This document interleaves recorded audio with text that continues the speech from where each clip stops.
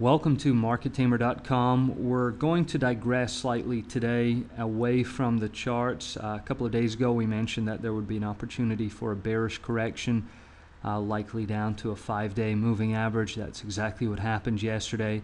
And so yesterday we issued an update stating that it would probably be wise to close put positions. It was simply an intraday opportunity, and likelihood given the trend was for a bounce, and that's exactly what's happened today.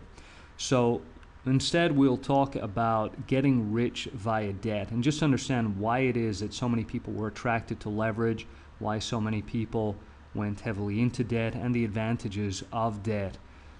So first of all, let's just consider that you're interested in buying a home. Let's say this is your home, you're looking at it looks attractive, you've checked it out, done your due diligence, you want to purchase it, so you figure out how much does it cost. Well, let's assume it costs $500,000, but you don't have $500,000. We'll assume for this example you have perhaps $100,000.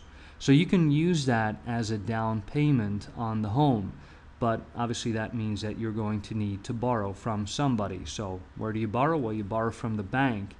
And now you've got some debt. You've got $400,000 worth of debt, and you are now saddled with that. You have a commitment to pay it back. So is that a negative? Well, maybe, maybe not. One of the questions we can ask to figure that out is to determine what is the debt worth tomorrow. Or maybe a broader question would be, what is that debt worth in the future? And in an inflationary environment, the dollars you owe tomorrow are worth less than the dollars you owe today. So there is a benefit to debt as a result in an inflationary environment. And on top of that, you've got the added benefit of the home price increasing. If we now extrapolate that to a macro level, what we see is that inflation is really a means of transferring wealth from creditor nations to debtor nations. In the example we'll use today, it's from, for example, China to the United States, where China is a creditor nation, U.S. is borrowing heavily, and if the U.S. creates an inflationary environment, obviously it is to its benefit. It's a means of transferring wealth to the United States. Essentially, it turns out that the debt that is owed is less in the future than it is today.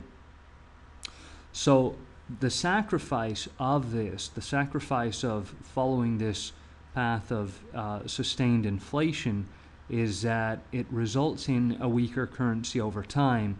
And this is evident if we take a look at this chart of inflation and we look at what is a dollar from 1950 worth today. Well, turns out it's only worth about 12 cents. And that's as a result of increased money supply, as a result of inflation, and we see an erosion in the value of the currency, resulting ultimately in a decline in purchasing power of the dollar. So if you were to think about this from the perspective of a saver, let's say you were working from, let's say, 1920 to 1950, you put all your money in a bank, and you decided that that was going to be your retirement. Well, what would be the effect? Well, you would suffer. You would suffer because ultimately in the future, i.e. in 1953, 56, 59, 60, 70, and so forth, those dollars would not go nearly as far as they did when you first retired. And that's really no different today. In an inflationary environment, the dollars that are in the bank are ultimately going to be worth less in the future than they are today. And that's a big concern. It means that there is an incentive to actually borrow heavily, and that's what many of the opportunists and speculators saw, is an opportunity to go heavily into debt. Obviously over time the expectation is for an inflationary environment, and ultimately the concept is known as inflating your way out of debt. So it's where it falls into trouble is that when there are small equity positions and there are sharp corrections, equity can be wiped out. You're left holding the debt, and so while this works in upward trends, it does not work that well in downward trends. If you'd like to ask more questions about this, please feel free to jump into classes. We'll be happy to discuss them. And as always, feel free to come over to MarketTamer.com.